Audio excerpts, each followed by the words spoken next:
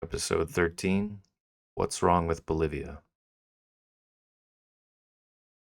I was on a Google Maps deep dive looking around. Sometimes I'll zoom into random stuff and just be like, wonder what's over here. And I just go where it takes me. I just check out new cities. I look at new places. I look at some of the pictures people took in those cities that tagged for it. Sometimes you find some really cool stuff. You find some amazing landscape. You're like, oh, I didn't know they had this here.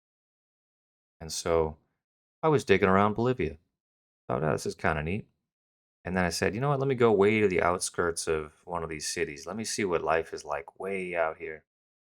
And I get to this area, like a little neighborhood. I remember the name of the city is Northwest. There's a massive city. And if you go pretty much the north tip of that city, that's where I was looking. And when you do the Google Maps thing, you can do like on the ground view and you can see what an area looks like as if you were standing on the ground looking around and stuff. And that only goes so far. They don't go way out into the mountains and stuff. So I went to the edge of the city where you could still do the on the ground view, and I was interested. I just wanted to see what was down there. First thing was, it looked like an abandoned car lot from like I don't know, like 40 years ago. That was like sort of like left. They never redid the roads, and it had like some buildings on it that just like were left for 40 years. The whole area looks like it was left for 40 years. Like they were building it and then they set up only garages and then left it. Not to not to be talking smack on Bolivia. Looked like a beautiful area. But I was just curious. I was like, man, what's the housing like there? And in the small back of my mind, I'm also like, I wonder how much it costs to live there. I'm genuinely interested because it's getting so expensive here that I'm like, oh, maybe Bolivia is an option. I'm open to it. Anyways, I'm thinking about, small business. What stuff is around there? What do people do for food? What do people got restaurants and stuff nearby? So I'm out in the middle of this nowhere area. It's populated, but it looks like it's just been left for years and years and years. And you see like one car in this massive area that I'm searching. You see like roads they're not like roads, they're like hardened dirt with some rock in it. Some of them are like brickwork a little bit, but kind of like left. It seems like they tried to make roads, but then they just gave up halfway and then they just left it. And then they moved in and built a bunch of garages. Then they left that for 40 years. Then maybe everybody's in there on their phones or something. I don't know. Maybe it's abandoned. It could be an abandoned part of town and I'm just in the wrong spot. But the interesting thing I got to was this corner store. I said, oh, there's a little store in the corner. It's like how we do our gas stations, it looks like, a little convenience store. And I'm thinking, okay, convenience store, so there's got to be enough people around here to support a convenience store. And what I see when I look to the side of the convenience store is I see a van. And this is where it starts taking a weird turn is I see logos on the van. And I'm like, that looks like logos that we have. Why is there a van with logos on them? Like the Nestle, and then they got like the Kroger, and then you got Nestle because of Kroger, and then you got your little branch of corporations around the main corporation. And I was like, this is weird. So I was like, I gotta deep dive on this. I gotta figure out what this is. So it's actually like a milk delivery van, and they also do like juices and convenience store stuff. But I think their biggest, most surprising one was milk. So I was like, well, who owns this? Is this an American company just like delivering milk in Bolivia in the middle of nowhere? And it's not, but you follow it up the chain and you get to a bigger conglomerate that owns a bunch of stuff. And then there's another conglomerate that owns all that stuff and like a couple other conglomerates. And I believe that one was the Rodriguez family. And they own 99% of all milk in Bolivia and like four other countries. And when I say own all milk, I mean they do all the purchasing of the milk because they have enough money to buy all the milk that's produced. And then they do all the distribution of all the milk. And nobody can compete with them because they're a monopoly. They own all of it. So no one's going to be like, oh, well, I too can milk something. It's like, well, yeah, but you can't deliver $25 million worth. No, it's a whole different spiel. So I was like, well, how did they get there? How did they get to be this massive milk conglomerate, you know? We never saw that in the Amish community, you know? You never saw somebody like, oh, we started with 10 and then we went up to 20 and pretty soon we bought out all of Wisconsin. Like, okay, a little aggressive. You never see that with like small business. And I'm always like, how did that happen? So I traced it. I was like, let me find the money. Let me figure out where this goes. And when you follow the money, you follow it to some scary places. So up the chain, I was like, okay, how did they expand? Well, the way that they expanded was from the World Bank. They got a loan from the World Bank. So I was like, okay. So somebody saw that they were a decent investment. Like, well, we had to have money in that, right?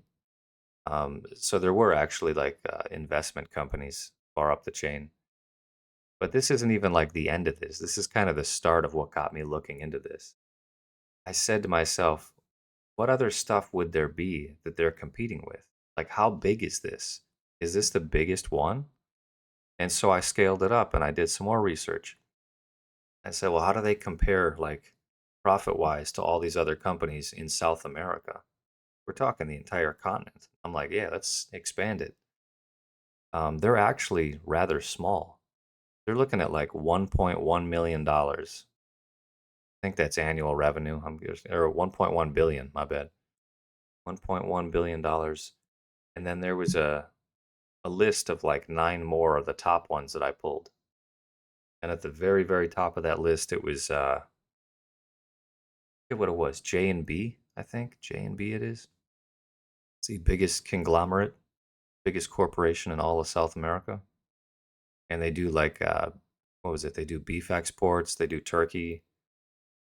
And I'm looking at their backers. I was like, well, how did they get set up? Same thing, same question. Because at the very top of their company, it's like a brother and sister or something, and they own like 50% of the company. And I was like, man, this is it's a powerful group. You're talking about two people own 50% of the largest company in South America?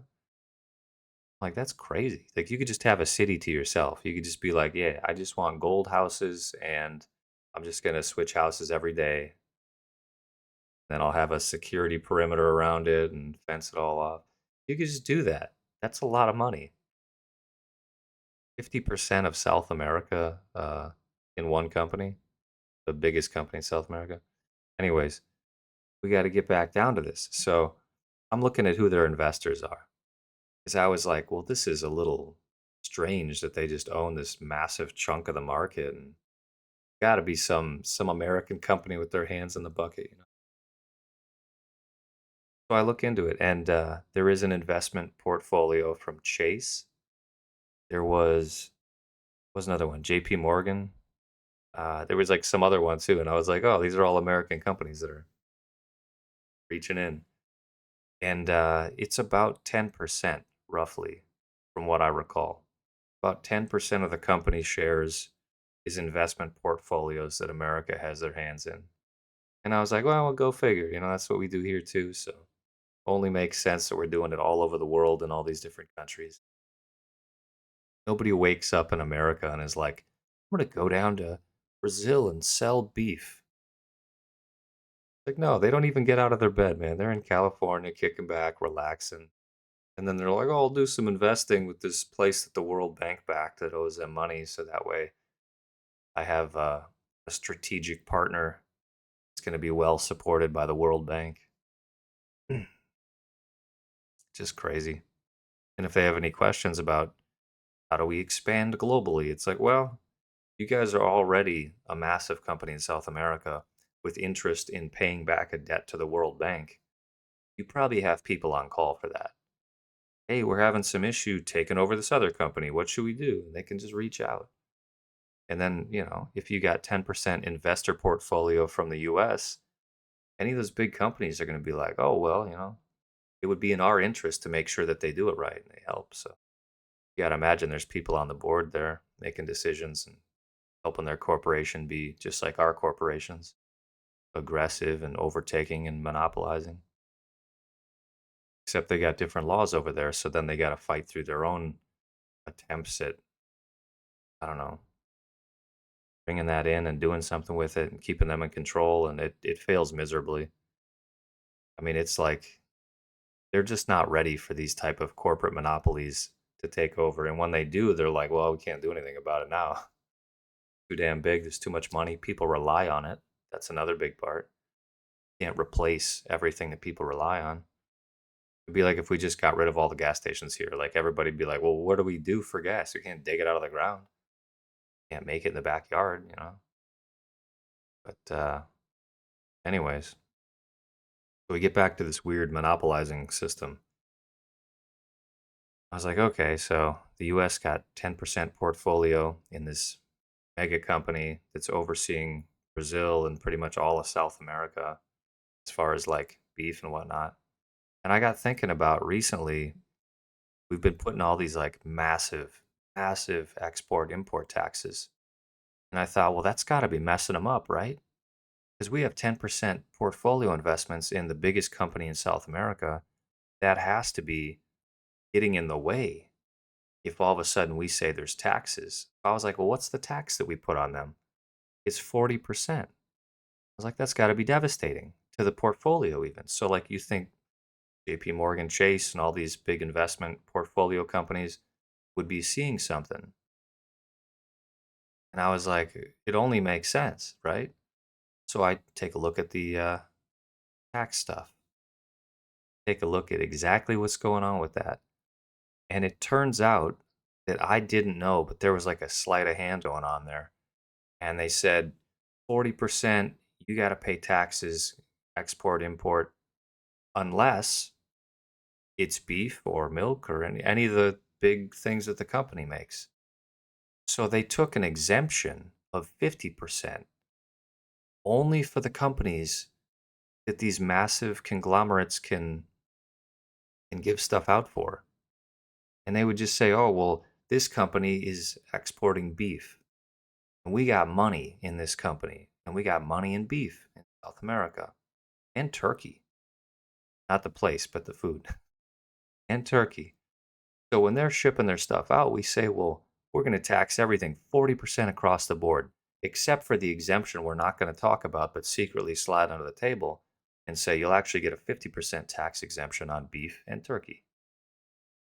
And so then these companies that are corporate conglomerates taking over their area are now such greater monopolies because anybody else who wants to sell turkey or beef cannot get large enough to sell it. They can't sell it to the US at any point because there's going to be a 40% tax on it. The corporate monopolies, they know, oh, we already own this entire market, no tax.